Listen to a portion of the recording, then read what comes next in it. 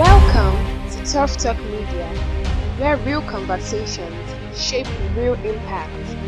Join us as we dig deeper into thought-provoking perspectives that challenge, inform, and inspire action. Subscribe today and be part of the conversation. Mr. Peterside, you are one person that's spoken up on the issue of electoral integrity. Yes. And INEC's role in our elections. We've got a new INEC chairman, Professor Toash Amupitan. What are your hopes about that new leadership and the coming elections? There's going to be Anambra Ekiti. You know, I will never say never, but the INEC that was led by Mahmoud Yakubu was a national disgrace. Is that fair to say? You just have to go on the IREV. If you have time, I'll take you there myself and show you result sheets that they bring out, mutilated, change. Sometimes they change figures, they forget to change words, they add up. You see, I heard ex-governor Dixon saying in the Senate, he's now a senator, saying that we have to amend the Electoral Act in some important ways. See, and this way our judiciary has not lived up to the required standards. I agree with Senator ex-Governor Dixon that for INEC, the burden of proof should shift to INEC.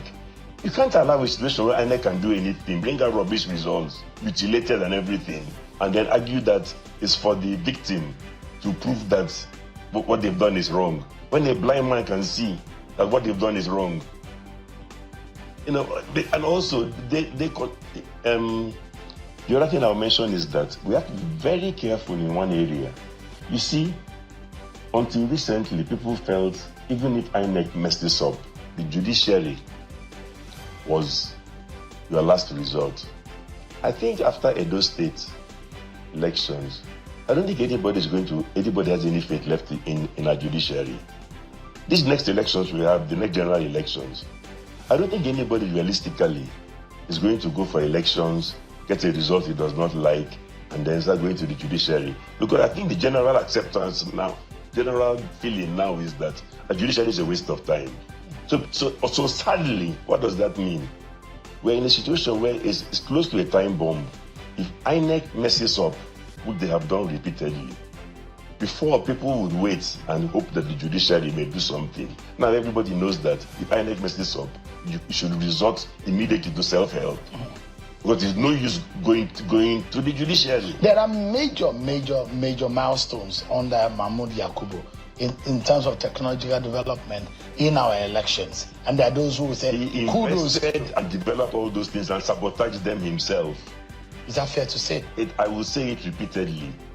INEC sabotaged. Why did INEC turn off? How many different stories did they give us when they turned off the servers?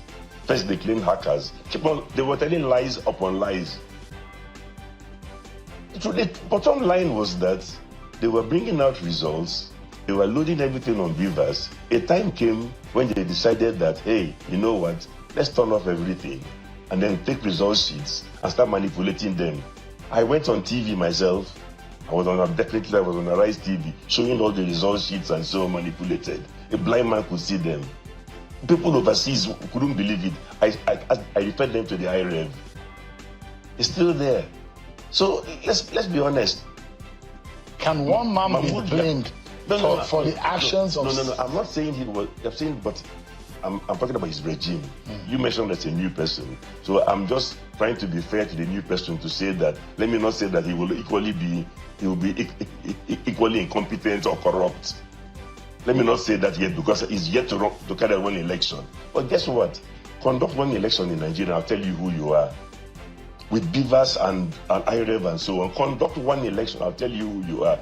Please, let's be careful as well. The same INEC under Mahmoud Yakubu conducted a show election. I went on IREV, I went through everything.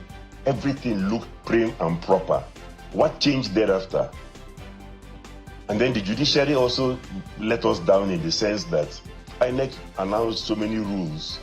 And then the judiciary says you can announce rules to the whole country. This is what you're going to do. What about you can wake up and do a different thing. What about the desperation of politicians who manipulate the process in everywhere. Were the politicians in Osun State governorship elections not desperate?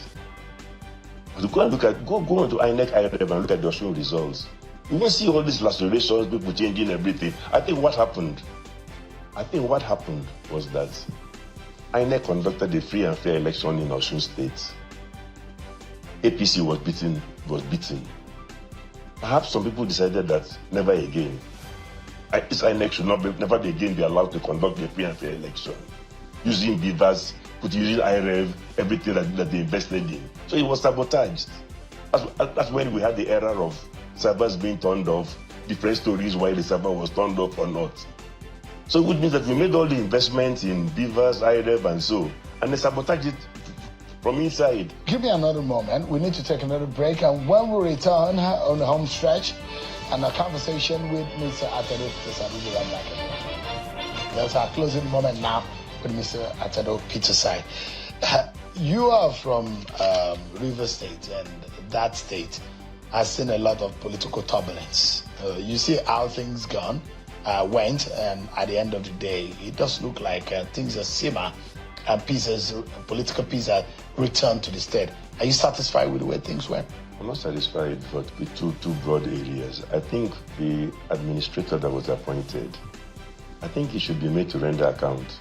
I don't think anybody should be giving huge sums of money, billions, and then do 6 months and run away.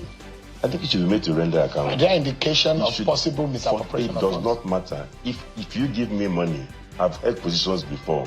On my own, I render account. I want to have everything well audited. I've run business, I run it audited to show there are people who are in public office who leave proper evidence. Why would he be afraid of rendering proper account to whoever?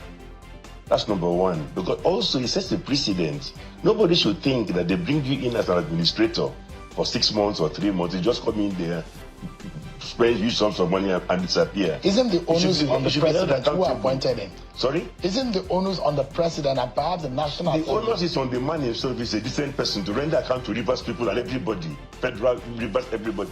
If I give you money, so even your neighborhood resources, if those on your street gave you money to do something, wouldn't you render account to them immediately? If those on your street gave you money to do something for them, won't you render account to them? If he's not rendering account, what are the people of Rivers State helpless? No. I'm just making the point. Because it's Rivers money. I'm not even discussing Rivers. I'm discussing the principle that if you bring anybody in somewhere temporarily as an administrator, you give him huge sums of money. On his way out, he must render accounts. The place should be, but there should even be a forensic audit, so that future people that come in know that if you step into a place, huge sums of money, you will be held accountable. That's a general statement. Okay? So that's what, so for me, it's non-negotiable. Yeah.